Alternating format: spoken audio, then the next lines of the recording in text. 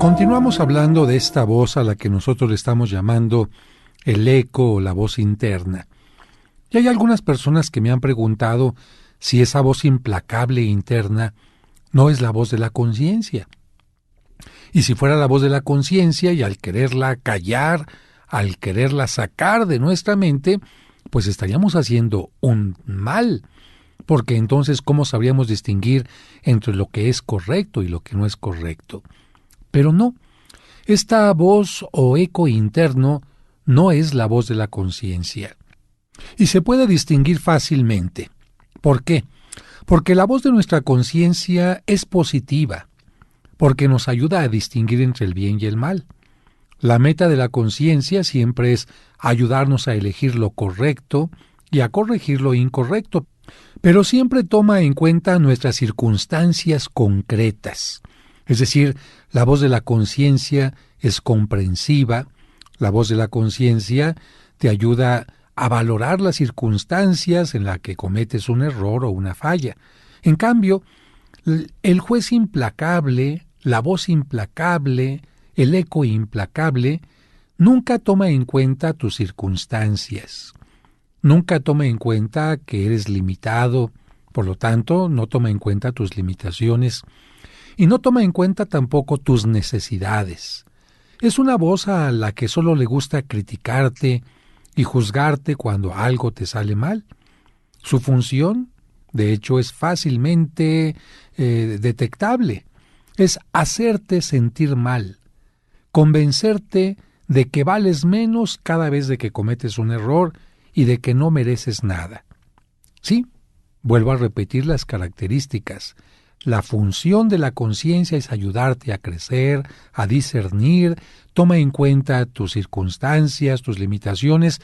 La voz del eco interno negativo, es hacerte sentir mal, convencerte de que vales menos cada vez que cometes un error y de que no mereces absolutamente nada. Yo comprendo que tus padres o educadores te castigaron o reprimieron, como lo hacen todos los padres de familia o los maestros, por ciertos comportamientos que teníamos cuando éramos niños. ¿Por qué? ¿Porque querían hacerte daño? No. Tenemos que reconocer que los padres o educadores deseaban lo mejor para nosotros.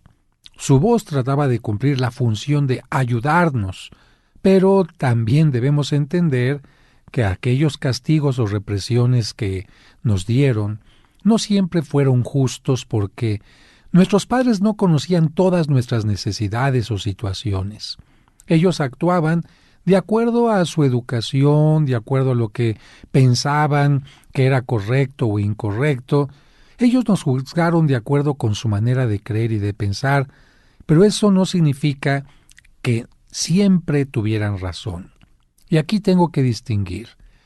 Con los padres de familia tenemos que ser respetuosos, cariñosos, pero no quita cariño, ni afecto, ni verdad el reconocer que no siempre tuvieron la razón, que se equivocaron, que tuvieron equivocaciones, que tuvieron limitaciones. Esto no significa quitarles cariño. Y por otra parte, tampoco podemos pensar que cuando ellos nos corregían, lo hacían para que nos sintiéramos mal, para hacernos tener una baja estima. No. En general, los padres de familia siempre dan lo mejor a sus hijos. La voz eco o juez crítico interno nos exige que hagamos las cosas bien. ¿Para qué? Para protegernos contra el fracaso. Esta sería la razón por la cual un papá de repente te regañaba o incluso llegaba a darte una nalgada. ¿Qué es lo que intentaba el papá o la mamá o el maestro hacia ti? Que no reprobaras, que pusieras atención, que caminaras en el camino correcto. Dicho de otra manera, que no fracasaras en la vida. Fíjate, la exigencia de los papás era para protegerte contra el fracaso. Sin embargo, en muchas ocasiones, como hemos dicho, el precio que tenemos que pagar por escuchar esa voz que se quedó en nuestra mente, de corrección constante, de crítica dura, es demasiado alto. Y vamos a recordar un poco algo de lo que ya hemos estudiado y avanzado, solamente para fundamentar mejor esto que estoy diciendo. Un padre de familia que fue muy exigente con su hijo, quizás lo fue porque quería tener a un hijo sumamente inteligente, responsable, generoso, que cumpliera con todo aquello que se le pedía. Muy bien. Sin embargo, si ese padre de familia exigía más de lo que el muchacho o de la muchacha podía dar, ¿qué termina haciendo este tipo de educación? Cuando se le exige a alguien más de lo que puede dar, simplemente hace la persona que se le deprima, hace la persona que se sienta mal, hace la persona que sienta que no puede responder a aquello que se está esperando de él o de ella. Precisamente en este ejemplo que estoy poniendo, si un niño o una niña tuvo un padre demasiado exigente o que se fijaba únicamente en las cosas negativas, y repito, no para hacerlo sentir mal, sino el papá pensaba que era la mejor forma de hacerlo reaccionar, pero el resultado es que el hijo va grabándose en la mente esta voz interna de nunca te salen bien las cosas, nunca lo vas a lograr, siempre dejas las cosas a medias, no lo haces como a mí me gusta.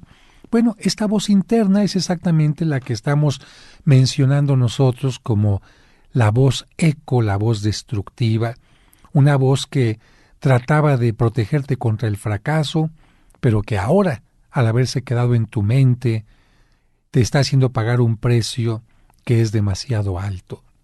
Si tú escuchas esta voz, vas a revivir los métodos con los que te educaron en la infancia y vas a tener los mismos niveles de angustia y frustración que viviste y sufriste durante la niñez. Porque imagínate a este pequeñito que el papá o el maestro le pide más de lo que puede dar, o que le pide que haga algo que el niño no ha comprendido totalmente. El niño empieza a llenarse de angustia. El niño o la niña empieza a llenarse de frustración. Y estos mismos sentimientos que uno tiene cuando es niño se vuelven a presentar en la etapa de juventud o en la etapa adulta, cuando, por ejemplo, el novio, la novia, el jefe, o a lo mejor el jefe del equipo de fútbol, nos pide que hagamos algo que no hemos comprendido totalmente, que no tenemos claro, o que sentimos que no podemos hacer. ¿Cómo nos vamos a sentir ante esta petición? Evidentemente angustiados, evidentemente deprimidos. Por eso es más conveniente desactivar esa voz, eco o juez interno y comprender que podemos obtener mejores resultados con nuestras estrategias. Un último ejemplo en este segmento. Oscar llega a una fiesta y ve que hay grupos de personas que conoce, pero no está ninguno de sus amigos. Inmediatamente escucha la voz interna, eco o juez, que intenta protegerlo de un rechazo o de un mal momento. Parecería la voz de sus padres que cuando era niño le dijeron cosas como: si no están tus amigos, te regresas. No platiques con desconocidos. No confíes en desconocidos porque te pueden causar daño. Ahora, la voz interna le dice cosas como: es mejor que te vayas. Seguramente las personas que están aquí no tienen interés en socializar contigo.